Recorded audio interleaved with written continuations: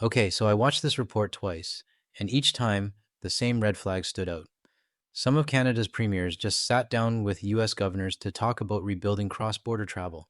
Basically, how to get Canadians spending money in the States again. But here's the part that really gets me: they're not listening to Canadian citizens at all. They're trying to fix the wrong problem and not the root of the problem.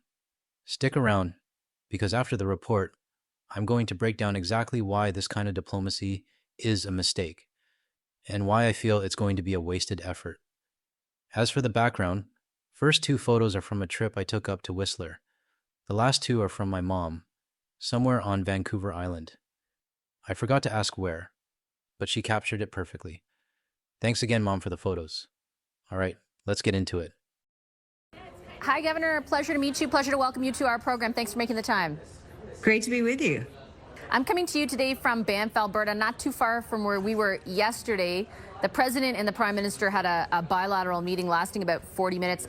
At the conclusion, the Canadian side released sort of a press release or a statement saying that their aim was, collectively, they had agreed to reach a deal on trade between our two countries in the next 30 days.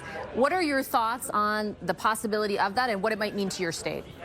Well, it's very important that a deal be reached. I mean, I can tell you, coming from the state of Massachusetts, but speaking really on behalf of the Northeast region of the United States, the relationship between Canada and the United States is just so deep. And we in Massachusetts and across this region so appreciate it, and we have for decades, centuries, the trade relationship, the cultural relationship, the familial relationship. I mean, 1 in 5 New Englanders have French Canadian origins, if just to put a point on it.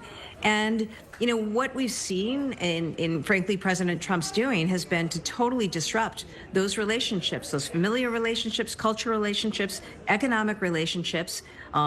It's a mess that the President of the United States has created, and we need to have that fixed. We need to have things made right. We need to have a normalcy when it comes to. I agree with everything she said up to this point. We really did have strong cross border partnerships: business, tourism, family ties, all of it. And yeah, it only took one bitter, self serving taco man to throw the whole thing off for both sides. I get wanting to return to some kind of normal, but it isn't as easy as government officials making a deal. Economic engagement because we're hurting for it. Our states are hurting for it. And I know that the Canadian provinces are hurting for it as well. So we need to have a deal, and I hope that one is reached soon. Can you expand on the disruption part of what you mentioned there and the impact that you have seen thus far on your state? Can you quantify what that disruption has meant for people who live there? Absolutely. I mean, already because of what has happened, we're seeing real drops in tourism. New England states have seen drops in tourism between 20 and 60% from Canadian visitors. I know that flights into and out of Logan Airport here in Boston to and from Canada are down considerably from last month, and so that obviously has a huge economic hit to our region. We've seen the impact of tariffs. They've totally disrupted supply chains. They've increased the costs of goods. That's not good. I'm a governor focused on building more housing in Massachusetts, and with tariffs, the cost of soft wood, soft lumber has gone up, and that's not helpful to my goal of building more housing. And then I think about energy. The estimated impact of tariffs alone is about $2.5 billion, 2.5 billion US dollars. That's the additional cost that these tariffs are going to be on energy costs for people in our area. So, yeah, this is just bad all around. And those are just some of the many anecdotes and figures that we've been hearing about. All valid points. Travel to the US is clearly down. You saw it in the clips I showed. Empty flights from the UK, Canada, and beyond are starting to look like the new normal. And tariffs? They're not just hurting us. They're hitting Americans even harder. Taco Man brags about collecting billions in tariffs, but those billions aren't coming from other countries. They're coming straight out of American wallets. So, Governor, yeah, I get why you're feeling the pressure. And I can tell you, it's across all of our states. Right. And I actually want to pick up on that point because I know that you and some of your counterparts in other states spent the past few days meeting with Canadian premiers. Our prime minister has said the relationship as we knew it, from an economic interdependence viewpoint with the United States, is over. Do you think if a deal is arrived at that, things could go back to what they used to be? I think they can, and I think they must. They should. But I appreciate what the prime minister is saying because, unfortunately, President Trump took action that has been harmful to American residents, harmful to American businesses, and obviously also harmful to the relationship between Canada and the United States. But one thing that I did in the face of all that, in the midst of all of it, was to say, hey, wait a second. We have Massachusetts and other states, we have such long-standing ties. So I arranged the other day for New England governors and the governor of New York to come to Boston along with Canadian premiers to talk about the things that we could do together on trade, on tourism, on energy, and to affirm and reaffirm our genuine commitment to the great people of Canada and our desire to see things normalized.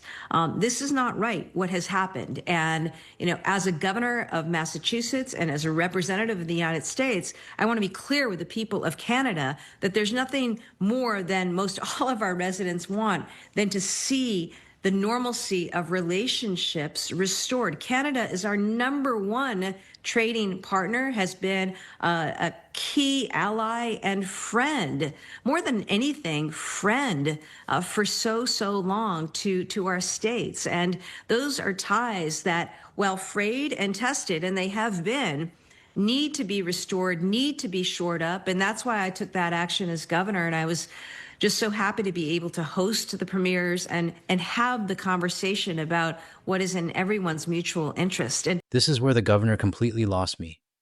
I get the idea of calling a roundtable, gathering other governors and Canadian premiers to talk things through. Sure, it sounds productive, but that kind of meeting isn't free. It costs taxpayers on both sides of the border. And yes, we all want things to go back to normal. That much I agree with. But if Canada is supposed to be your friend, and your leader is out there bullying us, how do you show up and say, just ignore him, but continue to spend your tourism money with us? No. If we're friends, then stand with us. Call it out. Push back together. That's what actual friends do. my only hope is that I'm sorry that President Trump had to leave the G7. I hope that they can quickly get to work on finalizing and working towards a deal that restores the important relationship that exists between the United States and Canada. But I also understood, listening to the premiers, how real the anger is, the resentment, the fear, the feeling of betrayal on the part of Canadians towards the United States government and in particular Donald Trump for what has happened. And our message is from here to say we want to continue those relationships.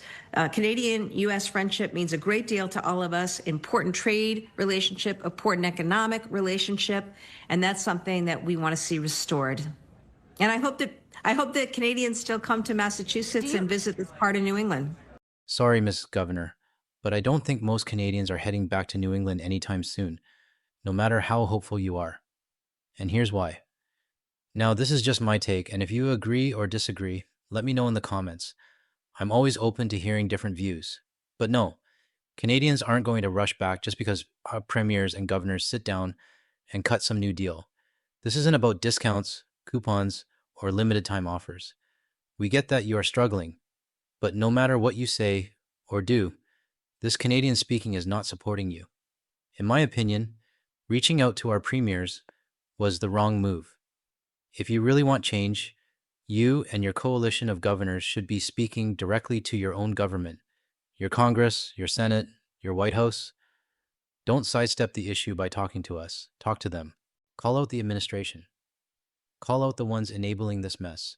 Rally your own party, especially with Trump losing support and the world inching closer to disaster. This is your moment to push for real change.